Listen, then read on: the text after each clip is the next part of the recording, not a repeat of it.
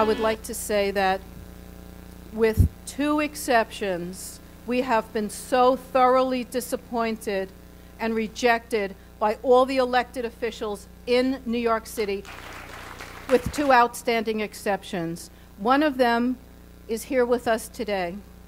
New York City Councilman from Queens, Dan Halloran. I want to thank you for your stand as being the only city councilman in New York City to stand up for the sensitivities of the families. I think Daniel, because he was the only politician, New York City Councilman, if you can give us some brief remarks. And I saw you at the Walmart hearing. You were brilliant. I mean, talk about a den of cavemen. You were amazing. Oh, my God. What Neanderthals. Let me first apologize on behalf of the cowards in politics who choose to hide behind special interests instead of standing up for what is right. I have the dubious distinction of having been slimed by the New York Times in a front page article because I dared to point out that certain members of the Uniform Sanitation Service slowed down the snow response. That was me.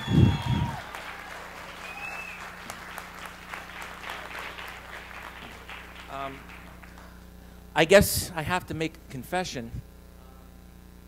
It's very easy for me to stand with these families because I'm one of them.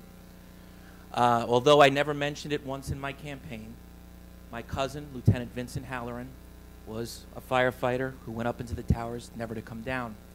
He left a wife and 6 kids, ranging in age from 3 until 18. And his wife, Marie, carries on like the good Irish Catholic that she is, one of 48 first cousins, 162 second cousins. We are the typical Irish family in New York. The Hallorans have been there for 5 generations. My father served as a deputy commissioner, my grandfather a homicide lieutenant, my great-grandfather a chief of police. People ask me constantly why a conservative libertarian Republican would stay in New York City. And I'm beginning to ask myself that question. I do that because of men like those who fell in the towers, like the dozens of my family who have served this city year after year thanklessly. My brother Patrick, now a lieutenant in the fire department, went up into the towers. He came out. My brother Terrence was not out of the academy yet. So in case you hadn't noticed, my family spends a bit of time serving the city of New York. I left the police department to go to law school, became a prosecutor and a defense attorney, and for some ridiculous reason, in 2009, ran for office. I was told I would never win in a 3-to-1 Democrat to Republican district. We won. We won because Americans have values.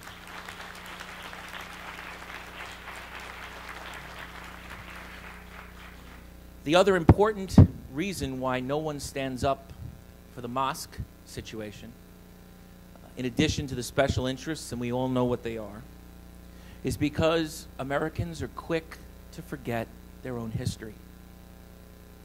In 2009, I stood with only 2 other council members at the 9/11 memorial ceremony. The Speaker of the City Council, who was running for mayor, and of course, the council member whose district it was in. Missing were the other 48 members of the New York City Council. I'm sure they'll all be there next year because it's a 10-year anniversary. But you have to ask yourself, if politicians are willing, able to take families like this and say to them, we don't care. Imagine what they are going to do to the government they run. Would World War II veterans stand for a Shinto temple to be built on the Arizona Memorial? Absolutely not. The greatest generation would never stand for something like that, and it has nothing to do with tolerance. In fact, if you remember, just a few years before the 9/11 attacks, we heard about Danish cartoonists who had problems, jihads and fatwas declared because of political cartoons. Political cartoons. and in a fit of PC, many in the United States, including the liberal press, condemned those journalists who supported the First Amendment. How ironic that they can now tell us that we have no right to the indignity of 411 dead first responders and 4,000 Americans who perished simply because they got up and went to work on September 11th, 2001. I would just like to say that throughout this country, we are facing a crisis of conscience. Politicians make mistakes. I'm far from perfect. I know in the coming weeks I will be attacked again and again because I supported Walmart's right to come to New York City, that I exposed a faked study that Chicago did. I know I'll get attacked because at the end of the day, I've stood up for 9/11 families and spoke out against the mosque. So of course I'm a racist, I'm an Islamophobe, I'm a bigot, despite the fact that I'm no longer a Christian and I am in a very minority religion. But that's okay because, once again, the media is going to tell you exactly what you need to think. I'll also, of course, get attacked because I'm going to come after the unions, like the sanitation workers. And it's a shame because most of those workers are hardworking individuals, but their union leadership has a different design. The 9/11 Cordoba initiative has many flaws, but let me just tell you the one they don't want to talk about. The fact that it's been operating for the last 3 years without a certificate of occupancy, that the city of New York has looked the other way to building code violations, failures to meet the assembly requirements. The fact is that the city is complicit in what is happening there. And if we can't get our political leadership to do it, there's only one place we can turn. We, the people, have to be the moving force here. The people have to say enough. I would like to thank Pamela for all that she has done, and I would like to apologize again to these family members. I cannot pretend to know what it's like to lose a son or a brother. A cousin was close enough.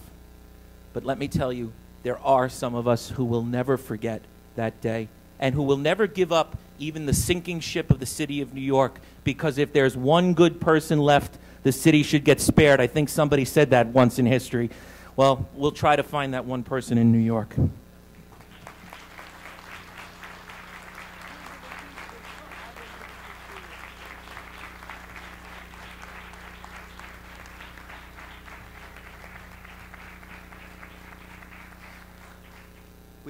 We have to learn from our adversaries on the left. They never give up. They lose, they come back again. They lose, they come back again. They never give up. Now, there are no legal hurdles in front of this mosque. There are no politicians, with the notable exception of the New York City Councilman right here, and Ilario and a few others, who are on our side. There is nothing, essentially, stopping this mosque from being built, except that lovers of freedom are not going to let it happen. It ain't built yet, it ain't over. Tenacity.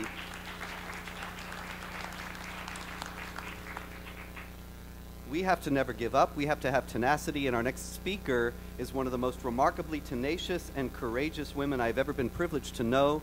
Someone who was at our June 6th rally or September 11th rally, the Walmart protest, everything that she has, every time she has a chance to stand for freedom, she does. We should all imitate her, we should all emulate her, and we should all applaud her. Nellie Brzezinski.